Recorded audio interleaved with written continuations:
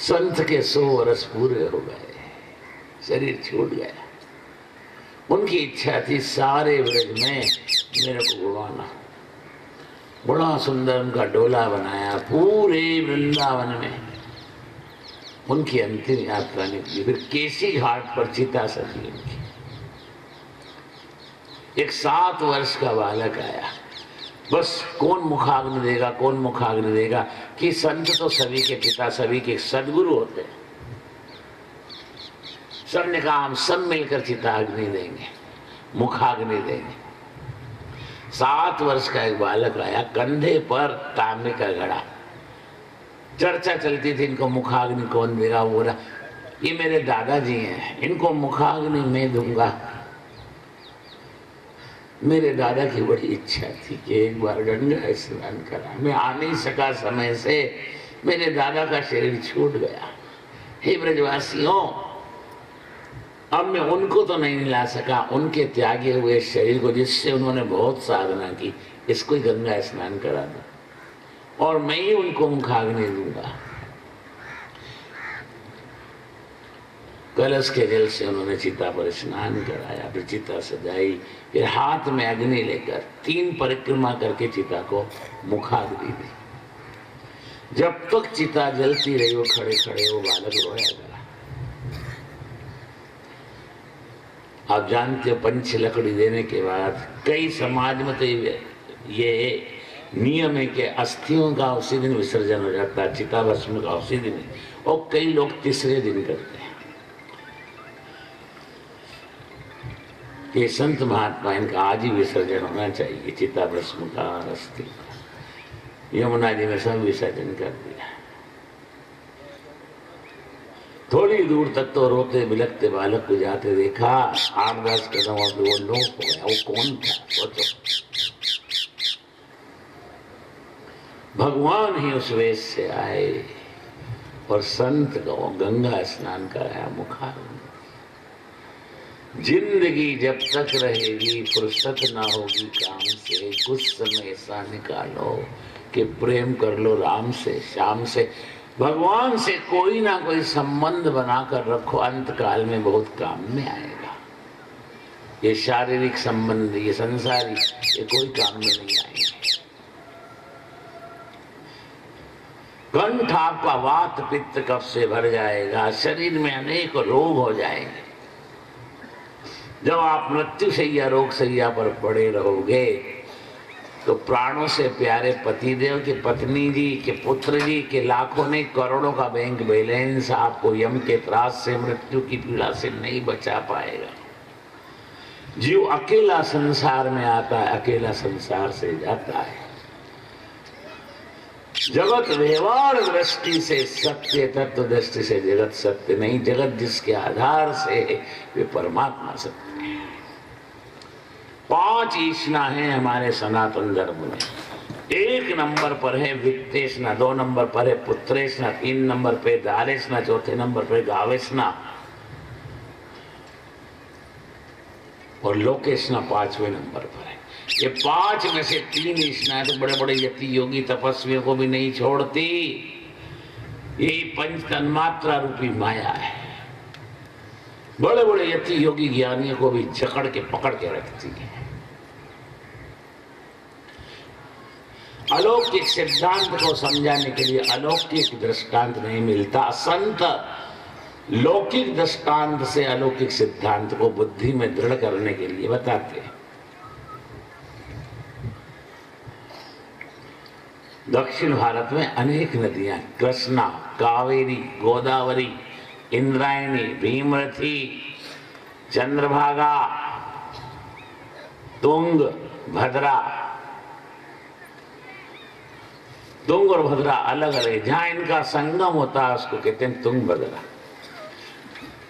भद्र शब्द का क्या अर्थ है? भागवत समाधि भाषा का ग्रंथ है। भद्र का अर्थ होता है कल्याणकारी। तो तुंगभद्रा गंगा के किनारे आत्मदेव नाम के ब्राह्मण रहते थे। ये मानव काया ही तुंगभद्रा गंगा का प्रतीक है। इस मानव शरीर से ही आप पूर्व जन्म के पाप और पुण्य का और मिश्रित प्रारब्ध इस शरीर से ही तो इस संसार में भोगते हो। और इस शरीर से ही शास्त्र प्रतिपादित 4 पुरुषार्थ सिद्ध करते हो, धर्म, अर्थ, काम और मोक्ष। और इस शरीर से ही परमात्मा की निष्काम प्रेम लक्षणा भक्ति भी आप करते हो। इस शरीर माध्यम खलु धर्म साधनम, इस मानव शरीर की वंदना बड़े बड़े यति योगी भी करते हैं। तुलसीदास जी ने इसकी महिमा में गाया है, बड़े भाग मानुष तन पावा, सुर दुर्लभ सद ग्रंथन गावा। भगवान ने भी इसका गुणानुवाद किया, दुर्लभो मानुषो देहो देहापि क्षण भंगुरम तत्रापि दुर्लभम मन्ये वैकुंठम प्रिय दर्शनम। उद्धव, ये दुर्लभ है और आपको हमको सुलभ है। आज तक क्या किया? आज अगर बुलावा आए तो कल्पना करो मैं नरक में जाऊंगा कि स्वर्ग में कि भगवान के धाम में। थोड़ी कल्पना करो, आज कहीं कोई नहीं जाएगा। आज से तो ब्रह्म सत्र शुरू हुआ है, आप सब कथा में ही आओगे। पर कल्पना करो, आज अगर मेरे शरीर के 100 वर्ष पूरे होते हैं तो मेरे को यम के दूत लेने आएंगे कि इंद्र के अनुचर, के भगवान के पार्षद, कि स्वयं भगवान आएंगे जैसे गजेंद्र को लेने आए। नमो नमस्ते अखिल कारणाय निष्कारणाय अद्भुत कारणाय, इच्छा काले न यस्य विपुलम तस्मात् लोका वर्णस्य मोक्षम। भगवान लेने आएंगे। थोड़ी कल्पना करो, अपने कर्मों को निहारो, कर्म के अनुसार जीव की गति है। थोड़ा विचार करो, मृत्यु मस्तक में।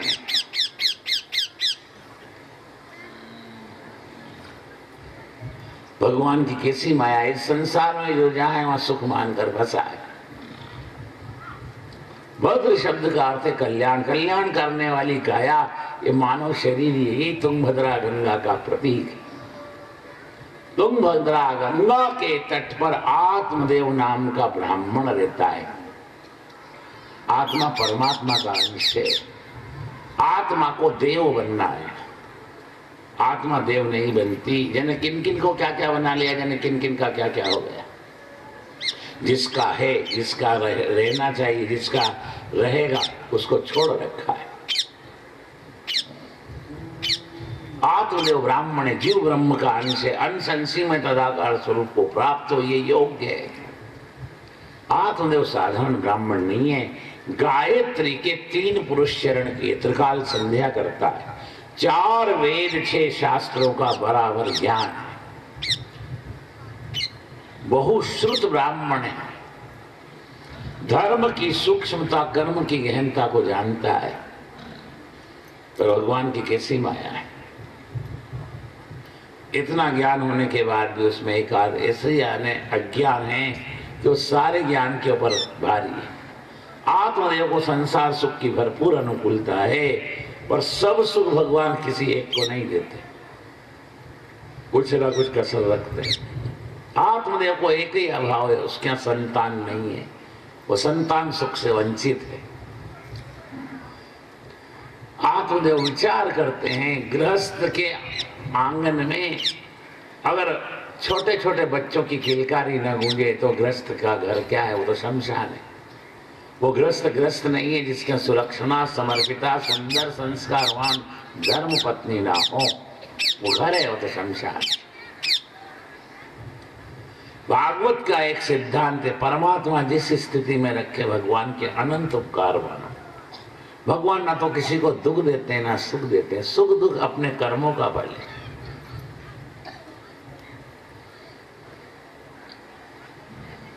आत्मदेव को संतान सुख से वंचित है। मेरे बाद मेरे पितृ 3 अंजलि जल को तरसेंगे। मेरे बाद मेरा श्राद्ध कौन करेगा? वर्ष में 2 बार अन्नदान, वस्त्र दान, द्रव्य दान कौन करेगा? एक तो श्राद्ध की तिथि पर, एक पुण्य तिथि पर। मेरे पास तो अब जीने का आधार ही नहीं है। ऐसे जीने से तो मरना अच्छा। आत्मदेव धर्म विरुद्ध संकल्प करके, आत्महत्या करने का संकल्प करके घर से बाहर निकला। मध्याह्न काल का समय था। वह तुंगभद्रा गंगा के तट पर आया। आत्मदेव के कर्म संस्कार बन गए थे। उसने सोचा मैं मर तो रहा हूं, अंतिम बार मैं पितरों को तर्पण करके जल दे दूं। आज मध्याह्न काल का समय हुआ, मध्याह्न संध्या कर लो। उसने तुंगभद्रा गंगा में स्नान किया, संध्या की, गायत्री का जप किया, देव ऋषि पितृ मनुष्यों का तर्पण किया, सूर्य नारायण को 3 अर्घ दिए। फिर सोचा मरने से पहले ज्ञान के अनुसार भगवान का ध्यान कर लो। ध्यान करने बैठा, भगवान के नाम का जप करने बैठा। ओम नमो नारायणाय, ओम नमो नारायणाय। 8 अक्षर हैं इस मंत्र में, 8 माला कर लूं फिर मरूं। मंत्र जप करता था, उसी समय एक संत वहां, उन्होंने भी तुंगभद्रा गंगा में स्नान किया, मध्याह्न संध्या की, देव ऋषि पितृ मनुष्यों का तर्पण किया, गायत्री का जप किया, और फिर भिक्षा का जो अन्न झोली में रखा था मांग कर लाए थे। एक पत्तल पर झोली में से उसको निकाल कर पधराया, और कमंडलू जल से भरा ही था तुंगभद्रा गंगा के। आचमन करके मन से भगवान को उस भिक्षान्न का भी भोग लगाया। प्राणाय स्वाहा, पानाय स्वाहा, उदानाय स्वाहा, व्यानाय स्वाहा, समानाय स्वाहा, अन्नम ब्रह्म रसम विष्णु भोक्तम स्वयं महेश्वरा। भोग लगाया, गौग्रास निकाला, और खाने के लिए एक ग्रास लिया और होठों तक लाया तो सामने बैठे आत्मदेव पर दृष्टि पड़ी। हाथ का ग्रास पत्तल में देखा, आइए ब्रह्म ऋषि भूदेव, आइए प्रसाद लीजिए। कि महाराज करो लक्ष्मी नारायण आप अरोगो। कि नहीं नहीं, बाढ़ चूट कर खाना वैकुंठपुरी को जाना। जो अकेले खाता है उसको दोष लगता है। ये प्रसादी का समय है, ब्रह्म ऋषि आइए प्रसाद लीजिए, क्या हरकत है। कि महाराज मेरे यहाँ खाने की कमी नहीं है, खाने वाला नहीं है। क्या करें, मैं समझा नहीं कि खाना खाने के लिए भरपूर है सब कुछ, क्या नहीं है मेरे यहाँ, और खाने वाला नहीं है। कि मैं समझा नहीं कि अरे मेरे यहाँ खाने वाला नहीं मतलब कोई संतान नहीं। कि नहीं, ये तो अच्छा है, भगवान को अपनी संतान मान ले। पुत्रवान की गति 3 लोक तक, और जो भगवान को पुत्र मान ले हो तो सीधा भगवान के धाम में जाता है। भगवान से लायक, भगवान से बढ़कर कोई पुत्र हुआ है? बोल। भगवान से संबंध रख ले, भगवान संबंध को निभाएंगे। कलयुग में तो माता पिता जितने शत्रु से दुखी नहीं, उतने अपनी संतान से दुखी। इसलिए कबीरदास जी कहते हैं, बेटे नहीं है बाप हैं, पिछले जन्म के पाप हैं। कभी कभी पूर्व जन्म के पाप पुत्र बनकर बदला लेने को आते हैं। 5 प्रकार के पुत्र होते हैं, धर्म पुत्र, सेवक पुत्र, उदासीन पुत्र, ऋणानुबंधन पुत्र और पापी पुत्र। वंश में अनेक पूर्वजों के पुण्य एकत्रित हो जावे तब धर्म पुत्र होता है। दशरथ सुकृत राम धर देहि, जनक सुकृत मूर्ति वेदेहि। सूर्यवंश में कैसे कैसे हो गए राजऋषि। भगीरथ हो गए जो धरती पर गंगा को ले आए। हरिश्चंद्र जी हो गए जिन्होंने सत्य के लिए अपना पत्नी और पुत्र का विक्रय किया, और विश्वामित्र को दान की 10 दक्षिणा दी। शीली नाम के राजा हो गए। एक कबूतर की रक्षा करने के लिए बाज को तराजू पर तोलकर उस कबूतर के बराबर अपना मांस दिया। मरुत राजा हो गए जिसके यज्ञ में अग्नि को अजीर्ण हो गया। सोचो, मानधाता नाम के राजा हुए, मुचकुंद नाम के राजा हुए, सगर नाम के राजा हुए, दिलीप नाम के राजा हुए, रघु नाम के राजा हुए। वंश में अनेक पूर्वजों के पुण्य एकत्रित हों तो राम जैसा पुत्र होता है जो 71 पीढ़ी को तारता है। ध्यान दो, राम दशरथ के धर्म पुत्र हैं। भीष्म और परशुराम अपने अपने माता पिता के सेवक पुत्र हैं। जड़ भरत की कथा 5वें स्कंद में आएगी, वो अपने माता पिता के उदासीन पुत्र हैं। नारद जी की कथा आएगी, पूर्व जन्म में दासी पुत्र थे, ये अपनी माँ के ऋणानुबंधन पुत्र हैं। अब पापी पुत्र की तो कमी नहीं, कलयुग में तो बहुत ज्यादा है।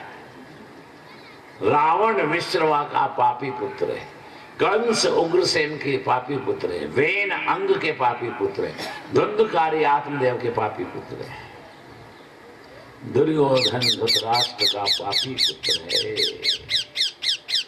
पुत्र होने से माता पिता का कल्याण नहीं, धर्म पुत्र हो तो अनेक पीढ़ियों को तारता है। संत ने कहा, देख भाग्य भगवान और प्रारब्ध से लड़ना नहीं चाहिए, जिद नहीं करना चाहिए। तू बहुश्रुत ब्राह्मण है तो अच्छी तरह से जानता है।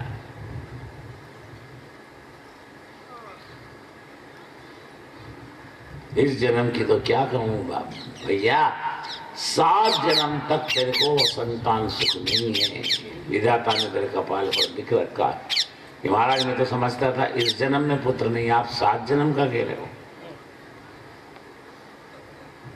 कि तू ऐसी भरभराती चिलचिलाती दोपहरी में क्यों आया, कि पुत्र नहीं है इसीलिए आया,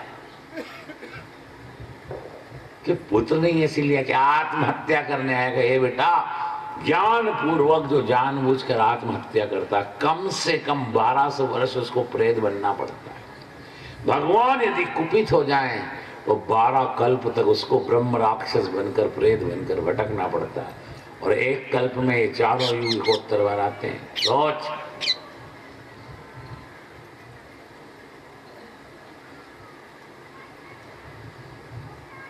कम से कम यानी 852 चतुर्युगी के बराबर उसको प्रेत बन के भटकना पड़ता है, कुपित हो जाए भगवान, और नहीं तो जुर्म के अनुसार सजाए 1200 वर्ष तक उसको प्रेत बनकर भटकना पड़ता है। बेटा प्रेत का शरीर 3 तत्वों का होता है, वायु, अग्नि, आकाश। भूमि और जल, ये 2 तत्व प्रेत के शरीर में नहीं होते। प्रेत को अतिशय भूख लगे तो भटकता है, घोड़े पर जो सड़ा गला बासी अन्न फेंक देते हैं वो खाना पड़ता है, कभी कभी उसको मलमूत्र का भक्षण करना पड़ता है। प्रेत को अतिशय प्यास लगे, वो किसी पवित्र नदी, सरोवर, कुएं, बावड़ी के पास जाए तो जल रेती हो जाता है, उसको जल भी पीने को नहीं मिलता। प्रेत का मुख सुई की नोक के अग्रभाग के बराबर बारीक होता है। एक लकड़ी इतनी बड़ी हो, दोनों तरफ से आग लगे, उसके बीच में कोई कीड़ा बैठा हो, वो कैसे झुलसता तड़पता है। ऐसे प्रेत को 24 घंटे 32 घड़ी दाव होता है। बेटा कभी आत्महत्या करना नहीं। जिस लोक में हम रहते हैं इसका नाम अमर लोक नहीं, गोलोक नहीं, वैकुंठ लोक नहीं, मृत्यु लोक है। एक दिन सबको ही मरना है। मृत्यु जन्म वताम वीर सह देहे सह जायते। तो मरने की उतावल क्यों करता है बेटा? शास्त्र का सिद्धांत है, संत की आज्ञा है, ज्यादा दिन जीने की इच्छा करना नहीं, जल्दी मरने का संकल्प लेना नहीं। मृत्यु क्षण क्षण में तो आ रही है। श्वास के आने को जीवन, श्वास के निकल जाने को मरण कहते हैं। कभी कभी श्वास ऐसी निकलती लौट कर नहीं आती, लोग कहते हैं गया, मुंह पे कपड़ा डालो, बिरादरी में खबर करो, गया। बेटा ज्ञान पूर्वक आत्महत्या नहीं करना, नहीं तो प्रेत की योनि मिलेगी। कि महाराज आप मेरे को मूर्ख मत समझो, 4 वेद 6 शास्त्र का ज्ञान मेरे को परिपूर्ण है, मैं सब समझता हूँ। धर्म की सूक्ष्मता, कर्म की गहनता, पर जीने के लिए कुछ आधार होना चाहिए। ऐसे जीने से तो मरना अच्छा। इतना मैंने पुरुषार्थ करा, मेहनत की, खूब पढ़ा लिखा, यज्ञ अनुष्ठान कराया, कर्मकांड कराया, सब बनाया। अब मेरे बाद इसका भोगने वाला, इसका स्वामी तो कोई है ही नहीं, तो मैं तो जीते जी ही मर गया। इसलिए मेरे को जीना ही नहीं, जीने का आधार ही नहीं। किधर को मैंने समझाया, मत मर पुत्र के लिए, 7 जन्म तक तेरे को संतान सुख नहीं है। तभी मैं सोचूं कि मैं कोई फल फूल का पौधा लगाऊं तो वो सूख जाता है, कोई पशु पक्षी को पालूं तो वो भी बंध्या हो जाता है। मैंने कई गायें ली और उनको भी कुछ नहीं हुआ, वो बांझ की बांझ होकर मर गई। महाराज मेरे बड़े पाप हैं, मैं पापी हूं, मैं जी कर क्या करूं। अभी आपके सामने इस गंगा में तुंगभद्रा में डूबकर आत्महत्या करता हूं। मत कर। कि अगर आप मुझको जीवित देखना चाहते हो तो मेरे भाग्य में तो 7 जन्म तक संतान सुख नहीं, अपने भाग्य में से दो कि मेरे को पुत्र हो। संत का देख, प्रारब्ध से, परमात्मा से और भाग्य से कभी हट नहीं करना चाहिए। जो इनसे हट करता है वो सुखी नहीं हो सकता, क्योंकि कर्महीन खेती करे, बेल मरे और सूखा पड़े। तो जिद मत कर, अपने प्रारब्ध को भोग कर नाश कर, जिद मत कर। सुख दुख प्रारब्ध से मिलते हैं, परमात्मा प्रयत्न से मिलते हैं। कि नहीं महाराज फिर तो मैं भी डूब के मरता हूं आपके सामने। संत को दया आई, संत का अच्छा ऐसा मत कर ले। संत ने झोली में हाथ डाला और एक फल निकाला, आत्मदेव के हाथ में दिया, जा घर पत्नी को इसका भक्षण कराना, संयम का कवच और नीति का छत्र धारण करना। वर्ष भर के अंदर तेरे को एक धर्म पुत्र की प्राप्ति होगी जो अनेक सद्गुणों से संपन्न होगा। जा, परमात्मा का विधान तो है जे जस कर ही तो तत्फल चाखा, पर उसके विधान में केवल संत ही फेरफार कर सकते हैं। संत ने वो फल दिया, आत्मदेव प्रसन्न हो गए, संत को चरणों में मस्तक रखकर प्रणाम किया, गदगद हो गए, बड़े प्रसन्न होकर घर आए। अरे भगवान भगवान, अरे सुनती हो, कहाँ हो, इधर आओ। पत्नी दौड़ती हुई आई, इतना प्रसन्न मैंने आपको कभी नहीं देखा। क्या बात कि ये लो फल और इसको खाओ, कि इसको खाने से क्या होगा बताओ। कि सब तेरे को बांझ बांझ कहते हैं, सुन सुनकर तेरे कान पक गए, अब ये गाली से भी कटु शब्द है तेरे को सुनना नहीं पड़ेगा। क्या होगा क्या कि इस फल को तू खाएगी तो तू मां बन जाएगी, और सब मेरे को निर्वंशिया समझते हैं, मेरी वंश वेला आगे बढ़ेगी, मेरे पूर्वज 3 अंजलि जल को नहीं तरसेंगे। इतनी बड़ी जो संपत्ति, जो वैभव मैंने बनाया, इसको भोगने वाला जगत में आएगा।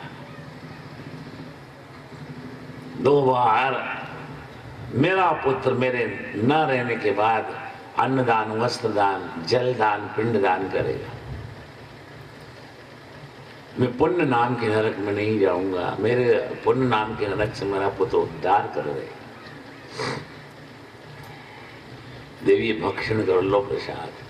मेरी संध्या का समय हो गया, आत्मदेव संध्या के लिए स्नान करने को चले गए। स्नान करके संध्या करने को बैठ गए। संध्या की गायत्री का जप किया, सायंकाल की आरती पूजा की। कोई बुलाने आया, आत्मदेव ने कहा देवी मेरे को अमुक अमुक जगह जाना है,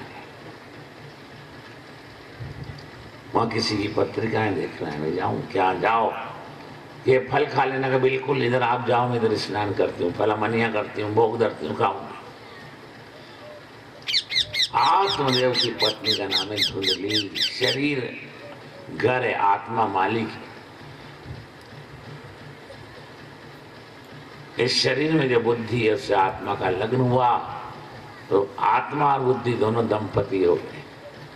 आत्मा और बुद्धि का जब लग्न हो जाए तो इन दोनों को मिलकर किसी संत के चरण में जाकर उनके चरण पकड़ना चाहिए, क्योंकि संपत्ति से सत्पुत्र की प्राप्ति नहीं होती, सत्संग से सत्पुत्र की प्राप्ति होती है।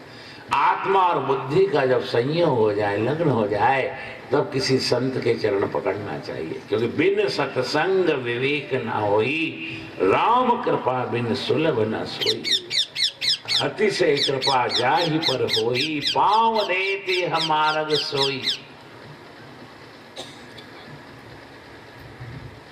जो सत्संग करता है उसको 2 लाभ होते हैं। स्वदोष का भान सत्संग से, विवेक की प्राप्ति सत्संग से होती है। जो सत्संग करता है उसको विषयों से वैराग्य, परमात्मा के चरणों में अनुराग हो जाता है।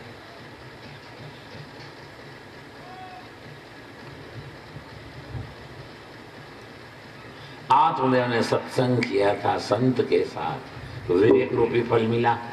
आत्मदेव से ये गलती हो गई, वो फल उन्होंने अपनी बुद्धि के मुख में नहीं दिया, पत्नी के मुख में नहीं दिया, हाथ में दिया।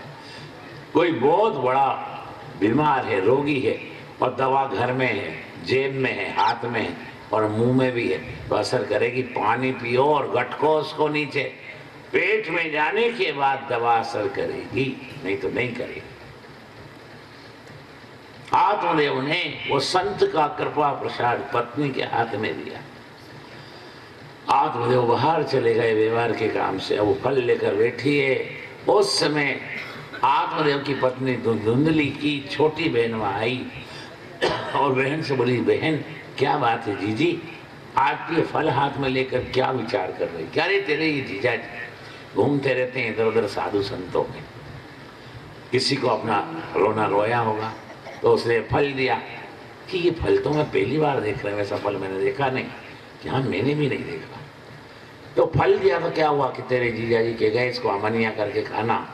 अब उनको तो मैं कुछ कह नहीं सकती थी, नहीं तो गर्म हो जाते। मैंने क्या, मैं खा लूंगी, पर मेरे को ये फल खाने की इच्छा नहीं कि इसका परिणाम क्या होगा कि इस उम्र में मैं माँ बनूंगी, जो दादी और नानी बनने की उम्र है उसमें मैं अगर माँ बनूं तो लोग हंसेंगे, मैं उपहास की पात्र बनूंगी। और मैं इस भांगड़ में पड़ना नहीं चाहती। उम्र के चौथेपन में मैंने सुना है बहन, कड़क उम्र में स्त्री जब प्रसूता बनती है, प्रसव को धारण करती है, तो कभी कभी बच्चा आड़ा टेढ़ा फंस जाए तो उसका मरण हो जाता है। मैंने ऐसा सुना, घर में आग लगे तो प्रसूता स्त्री भागकर अपने प्राण नहीं बचा पाती, वो जल के मर जाती है। फिर मेरे मन में ये भी ध्यान आता, अपार संपत्ति, कभी कोई डाकू ने डाका डाला और मैं अपनी जान बचाने को भाग नहीं पाई तो वो मेरे को मार डालेगा, तिजोरी की चाबियां छीन लेगा। तो मैं गर्भवती नहीं होना चाहती कि जीजा जी फिर कला करेंगे, कि यही तो सोचकर मेरे को विचार आ रहा है मैं क्या करूं। कि मेरी एक सलाह अगर माने तो तेरे को अच्छी लगे तो मानना, नहीं तो मेरी बात मेरे पास कि थोड़े ही दिवसों के बाद मेरे को प्रसव होने वाला है। तू तो जानती है बहन के मुंह खाए आंख ले जाए, थोड़ी संपत्ति मेरे पति को दे देना, मेरी जो संतान होगी मैं वो तेरे को दे दूंगी। और इस फल का भी बताती हूँ, संत के में कितना सामर्थ्य है। अगर इस फल में शक्ति है तो जो इसका सेवन करेगा वो शक्ति उसको अपना फल देगी। तो आंगन में बनी हुई ये गाय, ये भी तो भांग है, ये फल बहन तू गाय को खिला दे, फल में जो शक्ति होगी तो गाय को बच्चा हो जाएगा। तो इससे संत के सामर्थ्य की परीक्षा हो जाएगी और मैं अपना पुत्र तेरे को दे दूंगी, तू थोड़ा धन मेरे पति को दे देना। सांप भी मर जाएगा, लाठी भी नहीं टूटेगी। धुंधली को अपनी छोटी बहन की सलाह पसंद आई। ठीक है, धीरे धीरे धीरे धीरे समय व्यतीत हुआ। आत्मदेव जब बाहर का काम करके घर आए और पत्नी से पूछा, देवी क्या किया आज फल का? कि इधर आप गए, उधर मैंने स्नान किया, फल को सिद्ध किया, भगवान को भोग लगाया और मैंने पा लिया सारा। ऐसा फल, ऐसा मधुर, ये सब मैंने फल खाया ही नहीं। एक झूठ, दो झूठ, तीन झूठ। जो स्त्री पति से कपट करे, झूठ बोले, उसका पतन हो जाता है। ई लोक और परलोक दो ही लोक से। उसने आत्मदेव के साथ विश्वासघात किया। धीरे धीरे समय व्यतीत हुआ। एक सगर्भा स्त्री के जो लक्षण होते हैं, ऐसा नाटक वो धुंधली करने लगी। मानव की बुद्धि धुंधली है। भागवत में लिखा है, जो करना चाहिए वो नहीं करती, जिसको करने से कोई लाभ नहीं वही काम करती है। धुंधली के लिए भागवत में वर्णन आया है, लोक वार्ता रता क्रूरा प्रायो सब बहु जल्पिका। निंदा स्तुति में मग्न रहती है मानव की। लोक वार्ता रता क्रूरा प्राय सब बहु जल्पिका। जल्दी आपको रात्रि को नींद न आए और सोने को जीव जाए तो कभी कभी गादी पर पड़े पड़े बुद्धि द्रव्य सुख का चिंतन करती, कल भाव बाजार में बढ़ेगा कि घटेगा, क्या होगा। जल्दी निद्रा ना आए, कोई सोने को चला जाए तो कभी कभी गादी पर सोए सोए बुद्धि काम सुख का चिंतन करती है। आपको बराबर खातिर हो जाए कि 1-2 मिनट में आपको नींद आने ही वाली है, तब आप गादी पर सोने को जाओ और ध्यान दो, मृत्यु की छोटी बहनें निद्रा, सोने से पहले कम से कम 1-2 माला अपने इष्ट देव के नाम की या गुरु मंत्र की जप जरूर करो। क्योंकि कई बार आदमी ऐसा सोचता है दसता ही नहीं, डॉक्टर को बुलाकर लाओ, डॉक्टर कहता 4 घंटे हो गए मरे हुए, इनको गहरी नींद में साइलेंस सीवियर हार्ट अटैक हो गया। मृत्यु कहाँ नहीं आती, सोचो। मृत्यु की छोटी बहन निद्रा है। शैया पर भी भगवान की भक्ति करना अनिवार्य है। आपसे एक प्रश्न पूछते हैं, शरीर शरीर के साथ मिलता है तब सुख होता है कि जीव जीव के साथ मिलता है तब सुख होता है? शरीर शरीर के साथ मिले तब सुख हो। तो शव को मिलने से सुख होना चाहिए। उसमें हाथ है, पांव है, नाक, कान, गला, कंठ सब तो है। शरीर शरीर को मिले तब सुख नहीं होता, जीव जीव से मिलता है तब सुख होता है। ये जीव जिस दिन ईश्वर से मिलेगा इसको कैसा आनंद होगा। थोड़ा विचार करो, आप बर्फ को छूते हो, ठंडक मिलती है। आप चंदन को कपाल पर धारण करते हो, शीतलता का अनुभव करते हो, सुगंध आती है। ये जीव जिस दिन भगवान से मिलेगा आपको कैसा आनंद आएगा। पारस लोहे को छूता सोना बना देता है, पारस लोहे को छूकर पारस नहीं बनाता, पर परमात्मा जिसको छूते हैं उसको परमात्मा बना देते हैं। ध्यान दो, गुरु शिष्य बनाता है पर सदगुरु कभी शिष्य नहीं बनाते, सदगुरु सदगुरु बना देते हैं। इसलिए स्वामी जी ने किसी को शिष्य नहीं बनाया, इसीलिए मेरे सदगुरु ने भी किसी को शिष्य नहीं बनाया। और अगर हम मान ले तो उनके शिष्य ही भक्त ही। बोलो, मानने पर है। लोग संस्कार करने के बाद भी गुरु आज्ञा का पालन नहीं करते। कई तो ऐसे निकम्मे और ऐसे हल्के हैं, हर साल गुरु बदल लेते हैं। पानी पीना छान के और गुरु करना जान के। ध्यान दो, लग्न एक ही बार होता है, बार बार होता है।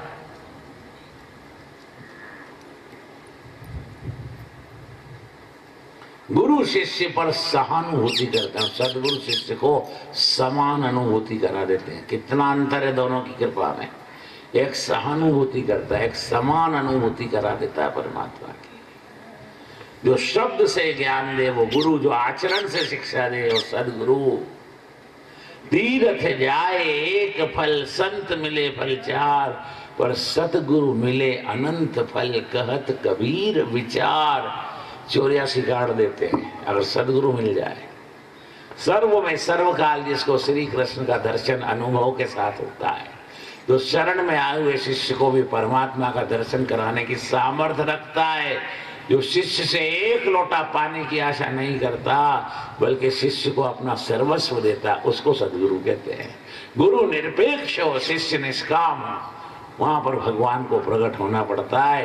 नहीं तो कबीरदास जी कहते हैं, लोभी गुरु लालची चेला, नरक में दोनों का ठेलम ठेला। ध्यान दो।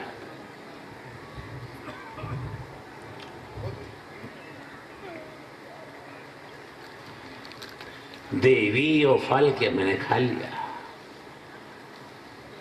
सगर्भा स्त्री जैसे नाटक करने लगी। विश्वास पात्रे किमस्ति लोके नारी। अति विश्वास संत पर, शास्त्र पर, जो साधन करते हो उस पर करो। अति विश्वास किसी पे भी मत करो, क्योंकि धोखा करीब से होता है। जो गले में हाथ डालता है वो गर्दन काट देता है।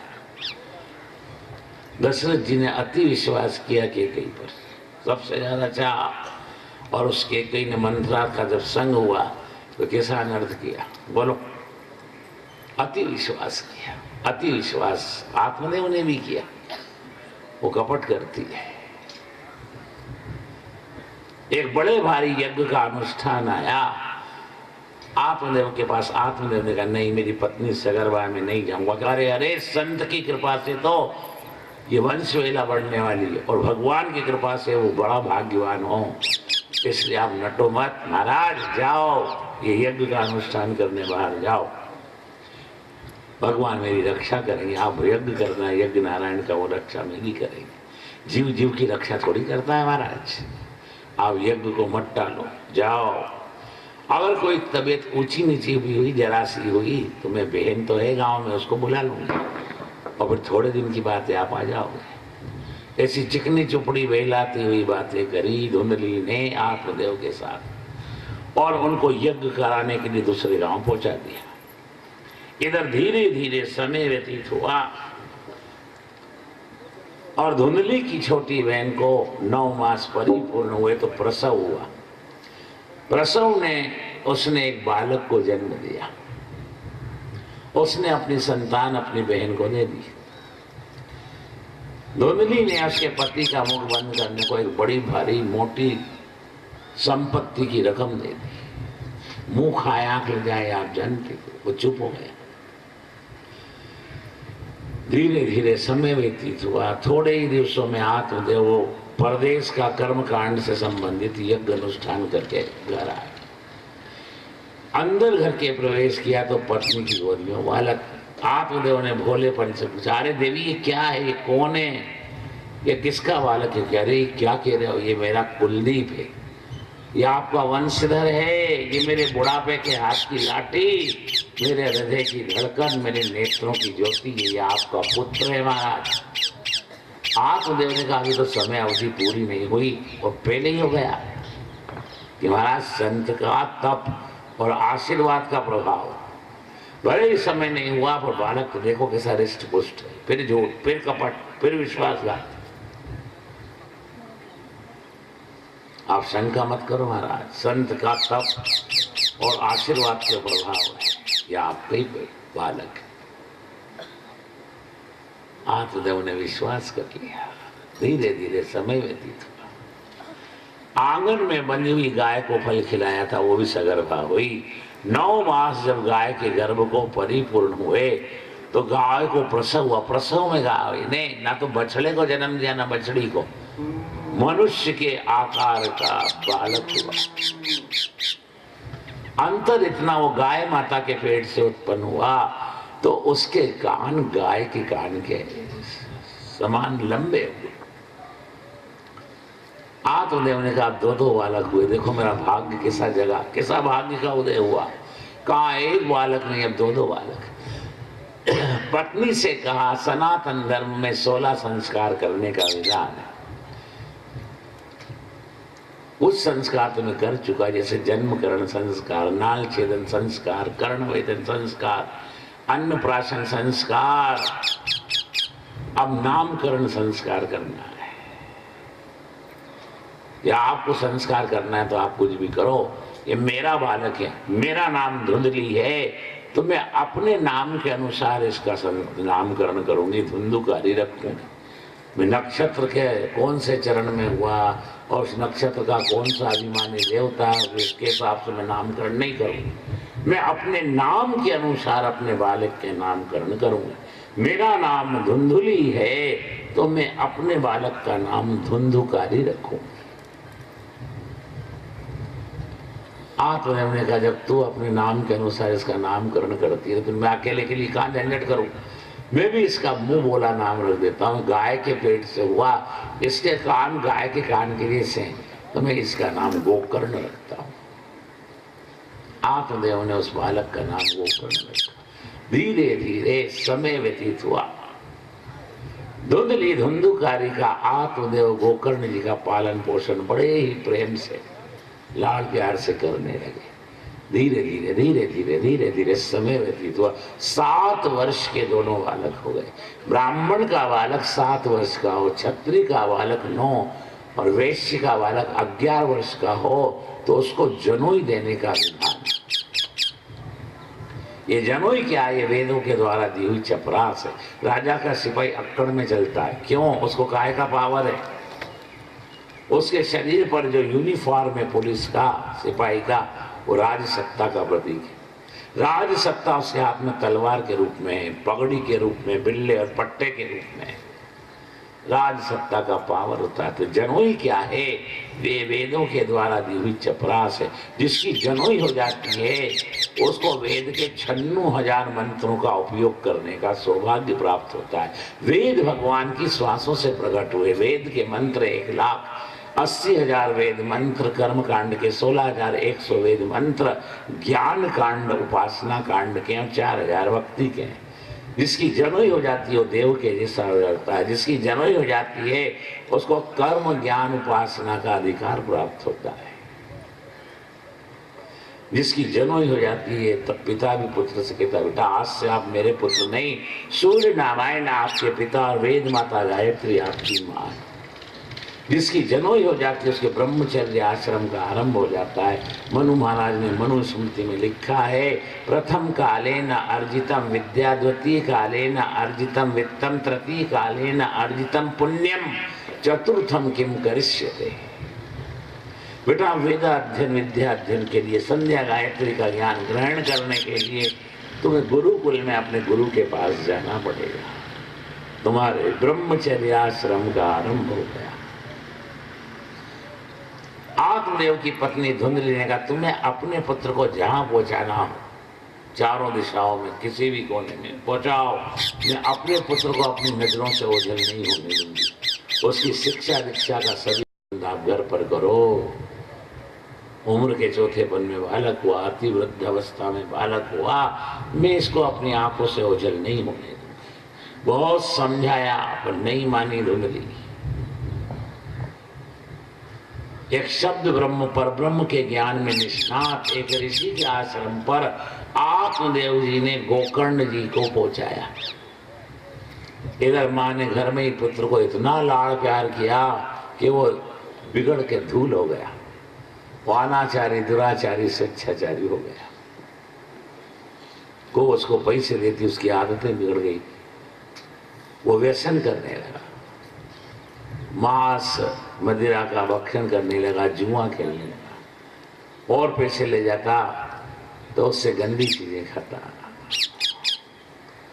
माँ पैसे नहीं देती तो मार्ग में मुसाफिरों को, यात्रियों को, व्यापारियों को लूटता, वो विरोध करते तो उनको मार डालता और तुंगभद्रा गंगा में फेंक देता। जगत का ऐसा कौन सा व्यसन है जो वो नहीं करता, ऐसा कौन सा पाप है वो नहीं करता। मांस मदिरा का सेवन करके जुआ खेलने लगा, पर स्त्रियों से संपर्क करने लगा। धीरे धीरे उसकी आदतें बिगड़ने लगी, अनाचारी दुराचारी स्वेच्छाचारी हो गया। इधर थोड़े ही दिवसों में गोकर्ण जी महाराज ब्रह्मचर्य आश्रम की मर्यादा परिपूर्ण करके वेदाध्ययन विद्याध्ययन संध्या गायत्री का ज्ञान ग्रहण करके घर आए। अपने ही भाई के धर्म नीति मर्यादा विरुद्ध कर्म देख कर वो शिखर उठे। पिता आत्मदेव बहुत विलाप करते हैं। जिनके पुत्र नहीं है, मैं समझता हूं उन्होंने भगवान की भक्ति बराबर की होगी। पुत्र नहीं, एक दुख होके मर जाए, दो दुख, और ऐसा निकम्मा नालायक व्यसनी आलसी हो तो माँ बाप के दुख का ठिकाना नहीं। इस पापी दुष्ट पुत्र ने समाज में मस्तक उठाकर चलने लायक मेरे को नहीं रखा, इसने मेरे पूर्वजों की कीर्ति पर कालिक पोत दी। ऐसे पुत्र से तो मैं निपुता अच्छा था। आत्मदेव विलाप करते हैं। कई बार वो ऐसे कोई उल्टे सीधे धंधे करके आता है, आत्मदेव को खूब खरी खोटी सुनने को मिलती है। समाज में कई लोग उनकी प्रताड़ना करते हैं, अपमान करते हैं, आत्मदेव सहन करते हैं। धीरे धीरे समय व्यतीत हुआ। एक दिन अपने पुत्र के कुकर्म से आत्मदेव हताहत होकर रोने लगे।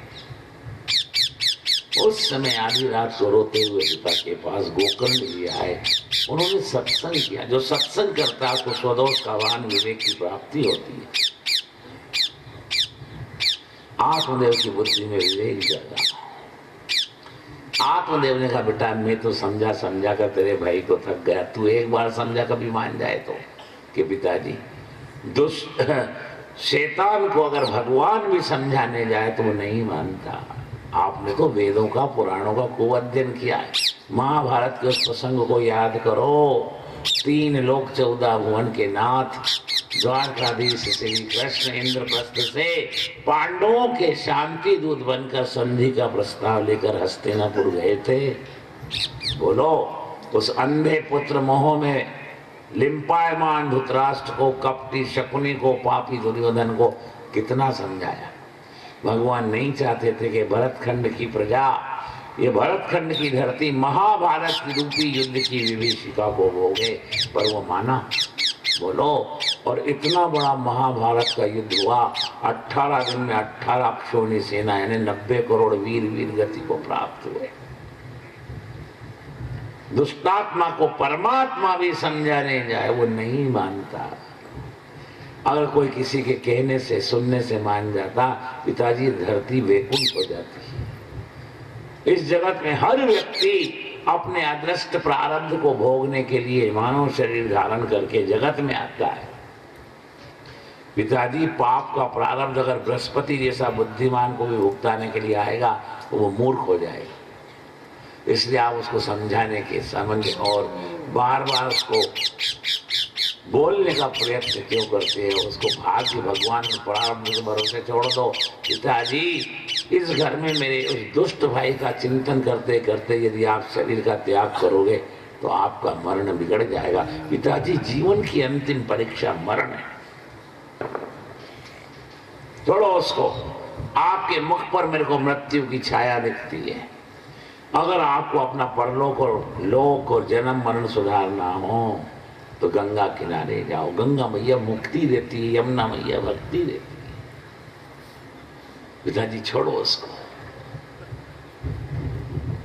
कभी किसी को सुधारने और सुनाने के प्रपंच में पड़ना नहीं। ना तो वो सुनेगा आपकी और ना वो सुधरेगा, आप बिगड़ जाओगे।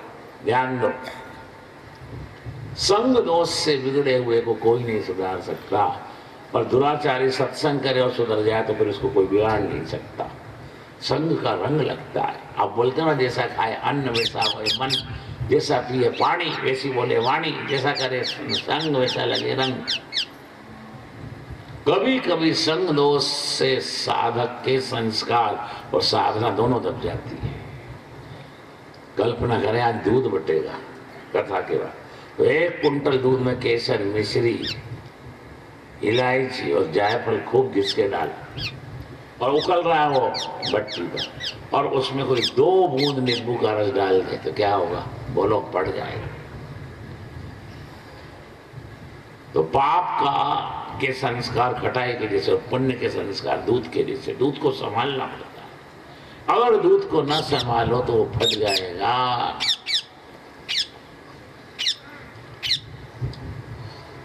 बहुत दिन तक सत्कर्म करो, सत्संग करो, तब बिगड़ा हुआ मन सुधरता है। और कुसंग जरा सा करो, सत्यानाश हो जाता है साधक के, लोक परलोक का, लक्ष्य का, तीनों का। आपसे एक प्रश्न पूछते हैं, राम कथा सब जानते हो। मंथरा का कुसंग कैकेयी माँ को कितनी देर का हुआ? बोलो। और दोनों ने मिलकर जो अयोध्या में किया, आज तक आप भूले हो? बोलो। राज्याभिषेक के मुहूर्त में राम को 14 वर्ष के लिए वन जाना पड़ा कि नहीं? तापस वेश विशेष उदासी, 14 वर्ष राम वनवासी। जो अयोध्या दुल्हन की तरह सजी थी राज्याभिषेक के लिए, शमशान में बदल गई।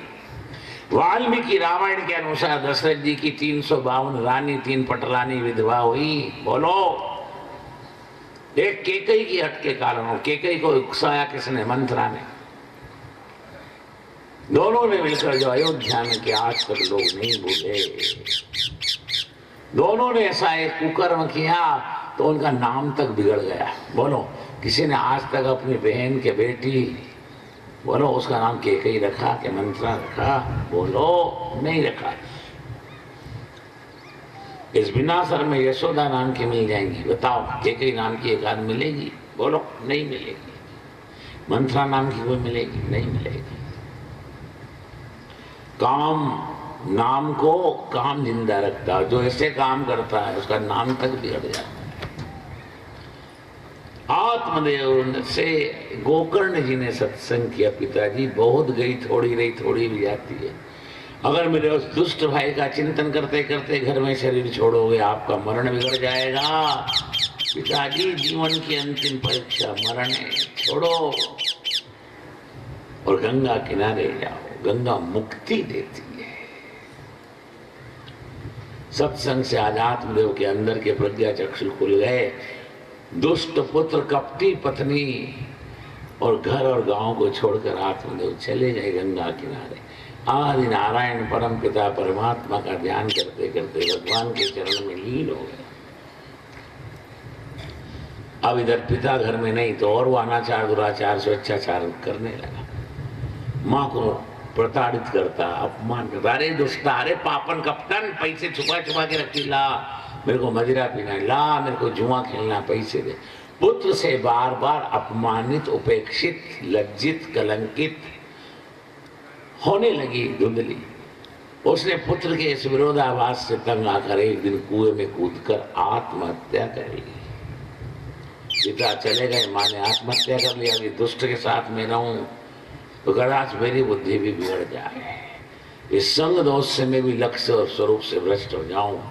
अब इस घर में मेरे को नहीं देना। आत्मदेव ने भी घर छोड़ दिया। और गोकर्ण जी ने भी घर छोड़ दिया, वो तो भगवान के धाम में गए।